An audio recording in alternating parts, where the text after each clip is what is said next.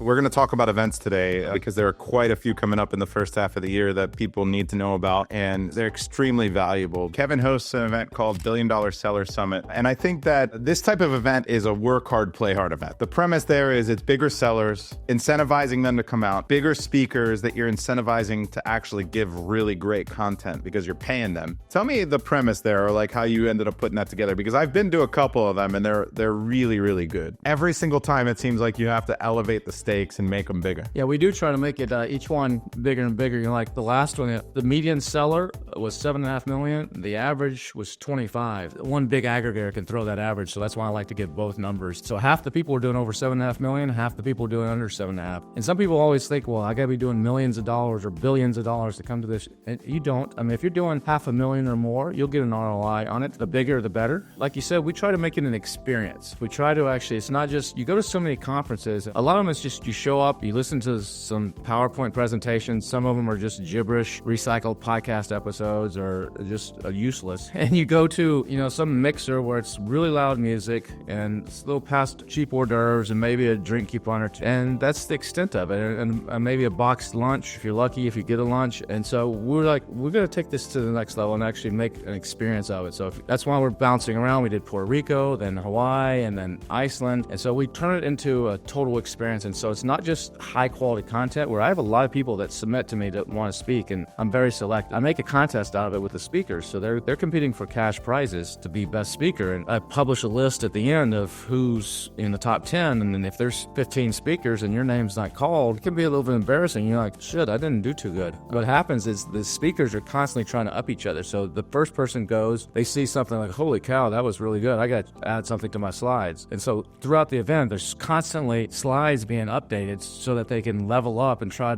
to win, which is good for the audience. That means the people are getting good stuff. And then we do a hack contest where the people in the crowd, a lot of them are just as smart as the speakers. Josh Hadley, who's an Inner Circle member, good friend, now an 8-figure seller. I think he's finally crossed that 8-figure mark. He's won that contest a couple times. Has he won it twice, or did he get first and second? He's won it twice. You've won it. It's not easy. I mean, you know, no, you have to bring your A game on that. We just added now an AI contest where we did this in Hawaii, where we had Rich Goldstein come up and talk about expired patents. How do you find product opportunities with an expired patent? I actually was doing that the other day, but I went and found some pretty good stuff in the baby toy space, right? Like where my big brand is. And I was looking for stuff that was really innovative, that had kind of expired, that stuff that I remember when I was a kid, because I've looked for old trademarks in the past. I'm like, I want to bring some of those back. I want to find out who owns them. I want to dig them back up, because anything that can connect with the parents and you see like the way it works. And now you live in the day and age of TikTok where you can demonstrate some of those patents, right? So those patents may have failed because people didn't know how they work. They didn't understand it. But if you can demonstrate it with influencers, with video, there's an opportunity now to really take it to another level, especially if you're good at marketing like we are. And I had heard that he was talking about looking for those expired patents. I love that tip. Yeah, what we did though is put a twist on it. So we did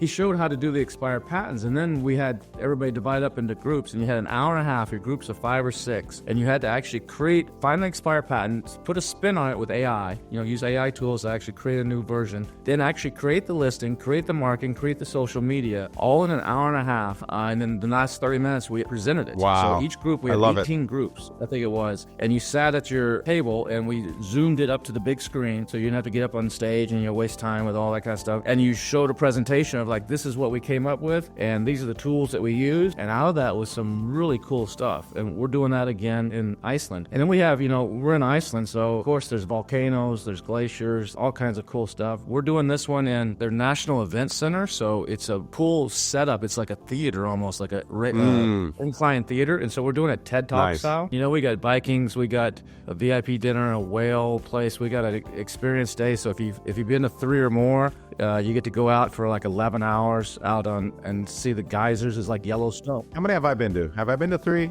This will be, I think it'll be your Does it third count? or fourth. So I get to do the 11-hour thing? Yeah, you get to do the 11-hour thing. All right, sweet. I'm in.